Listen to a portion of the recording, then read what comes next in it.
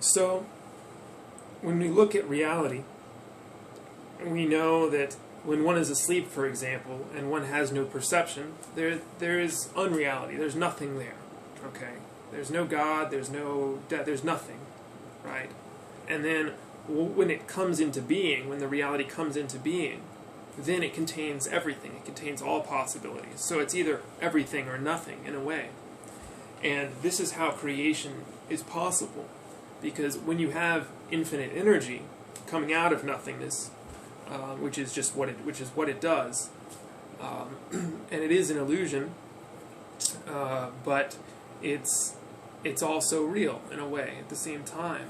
It comes out of this, and when you understand it, it does make sense that in order for something to exist, all possibilities have to exist. Everything has to exist, and the energy makes it happen. The energy takes all forms, not just one or two.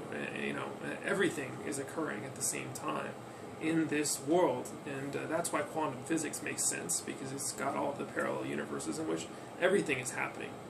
And so in that possibility, for the potentiality to happen, you have to have tragedy, the possibility of tragedy, in order for possibility to also occur. So you have that differential there. That differential is what makes reality reality. And because we live in a place of all possibility, we live here. The laws of physics happen to, in this small area of the galaxy, in this small area of the universe, create the proper conditions for this type of thing to occur. People say these erroneous questions such as, well, if there is no creator, how could it be that we're here? Because the chances of us being here are so small. Yes, you see, but the chances are small, granted, but wherever life comes up, it's going to be sentient, and it's going to be saying the same thing. Well, we're here now, but the chances of us being here were very small. So does that mean there's a God? No, it just means that in this small sector of our area in the universe, the energetic conditions were correct to manifest this type of life, this part of life, which is a very small fragment of the infinite possibilities of life. 0.001% of reality is the visible light spectrum. That's what we see. Everything else is just part of this infinite possibility that's probably permeating us, going through us at all times. It's occurring in the exact same space as us, but because the laws of physics with respect to those different types of energies are so different that we can't interact with them. We don't see them. We probably never will until our tools become much more subtle, much more careful, able to detect those types of things. So that's why it's not really necessary for there to be a creator. In fact, if there was a creator, someone would have had to have created him in return. It creates all kinds of problems when there's a creator. I think it's a much more elegant solution when this is a system of infinity, because nothingness contains within it the seeds of infinity. Okay, and that's what this is. That's what all of it is. It's beyond your conceptual mind. Okay. It's so far beyond science, and it's so far beyond the individual mind, because the individual manifesting here is manifesting as a part, as a fragment of the reality, literally. And so this little area of reality can't really understand or comprehend the entire thing. It can look at it, and it can understand things about it, but I think because you're not the entire system, you're just a small part of it. At the same time, you are a reflection of it, you're a microcosm of a greater macrocosm, right? And this is where they get the idea that man is created in the image of God, because everything is a reflection of it, is a microcosm of this greater, this larger pool of energy. So when you look at it and you see that this is a much larger system than just our own individual perceptions, which to us are our universe, literally. And so this is why people have faith and are completely sure that they're correct, because this is all they're perceiving, is this narrow fragment, this narrow section of this gigantic pane of stained glass.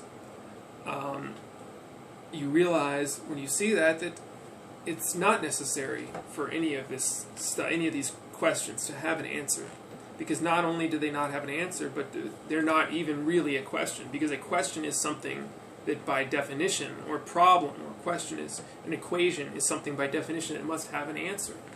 And so these questions, quote unquote, are not actual questions. They are not actually problems because they have no answer.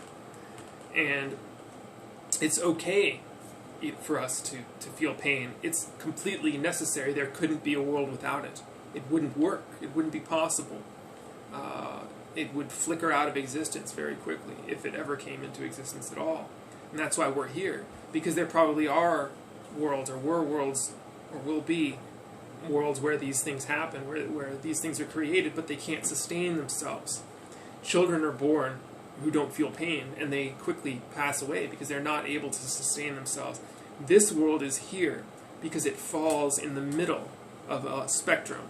We fall in a balanced area where we're able to maintain ourselves, and we're able to enter into a kind of homeostasis where we can sustain our bodies and our minds. And that's what good really is. Good is what keeps us in homeostasis. Like the religion or these other types of social institutions, the big government and things, the idea is an attempt to keep both the individual and the social on a smaller and higher microcosmic and macrocosmic level in a state of balance and homeostasis. That's what it's all about, really. Okay, so there doesn't have to be a good and an evil, and that's okay.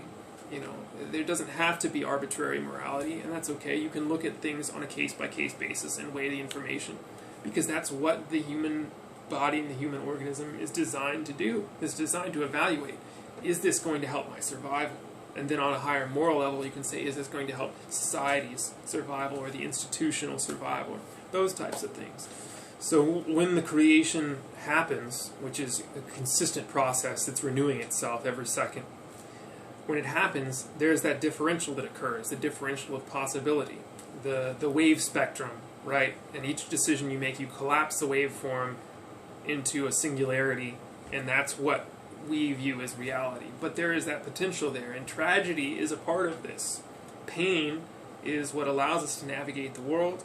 Tragedy is what allows us to have this possibility there, okay? Because without the tragedy, there wouldn't be an ability to experience anything, anything pleasant, because this state of pleasantness that you would be in perpetually would be monotonous, because the only thing that allows us to experience things is the fact that we experience many different types of phenomenon. That gives us the distinguishing ability to see differences. Without differences, it's just the static field, the initial static field of prior to creation. Just like when you were asleep.